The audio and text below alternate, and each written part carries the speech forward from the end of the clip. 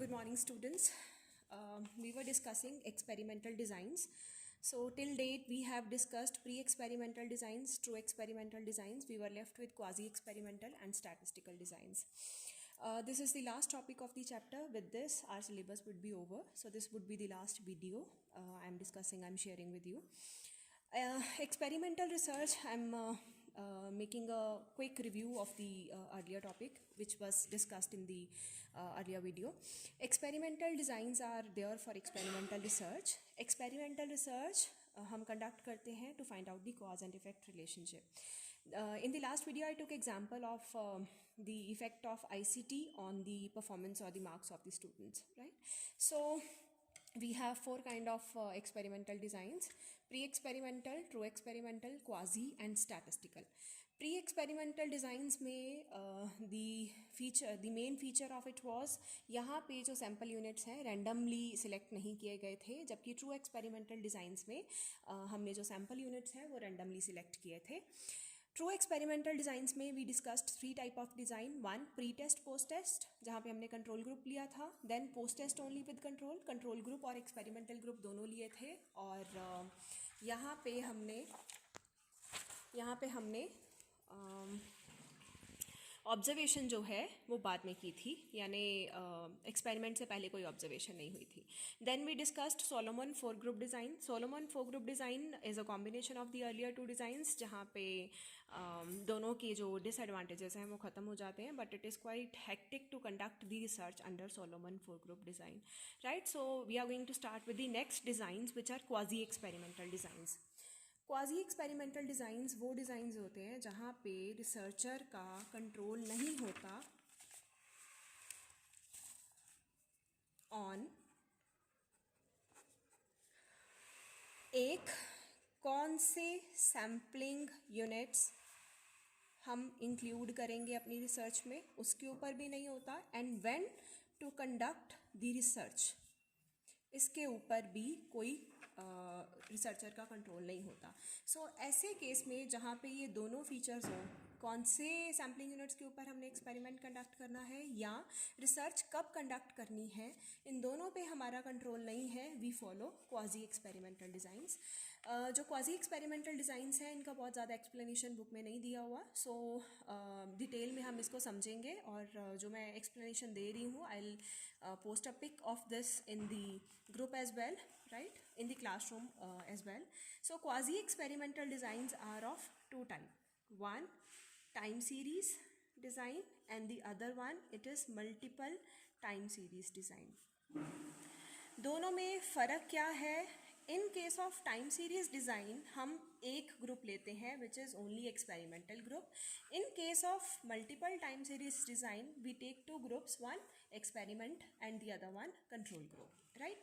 So we are going to start with time series design. Time series design में as I told you यहाँ पे हमारा सिर्फ एक ग्रुप होता है which is experimental group, right. पर यहाँ पे जो मेन फीचर है क्वाजी एक्सपेरिमेंटल डिज़ाइन का वो यही रहेगा कि सैम्पलिंग यूनिट्स कौन से लेने हैं वो हमारे कंट्रोल में नहीं है. रिसर्च कब कंडक्ट करनी है वो भी हमारे कंट्रोल में नहीं है, राइट. तो यहाँ पे हम क्या करेंगे, एक एक्सपेरिमेंटल ग्रुप लेंगे. एक्सपेरिमेंट से लेट्स से हम 5 ऑब्जर्वेशंस पहले लेते हैं. ऑब्जर्वेशन 1 2 3 4 5. एक्सपेरिमेंट के बाद फिर से हम 5 ऑब्जर्वेशंस लेते हैं, right. For example slow down हुआ इकोनॉमी में इन 2008, राइट.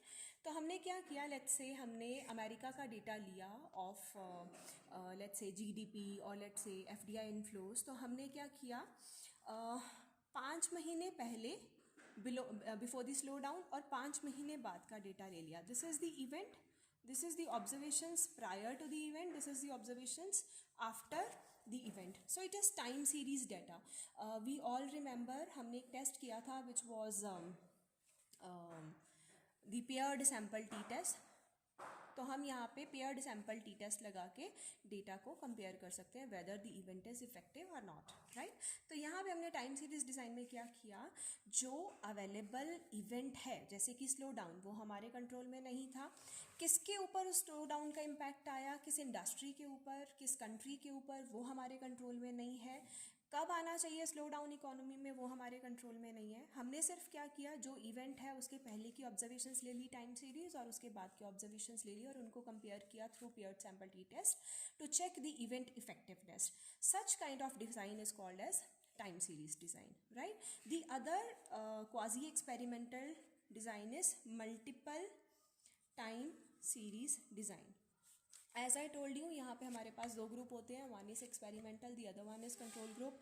पर प्रॉब्लम वही है कि यहाँ ना तो हमें सैम्पलिंग यूनिट्स कौन से लेने हैं उसके ऊपर कंट्रोल है, ना रिसर्च कब कंडक्ट करनी है तो उसके ऊपर कंट्रोल है. सो हम यहाँ पे क्या करेंगे, फॉर एग्जांपल एक्सपेरिमेंट ग्रुप लिया, लेट्स से यूएसए, जहाँ पे इफेक्ट आया, लेट्स से इंडिया पे इसका इफेक्ट इतना नहीं आया, तो this is the control group.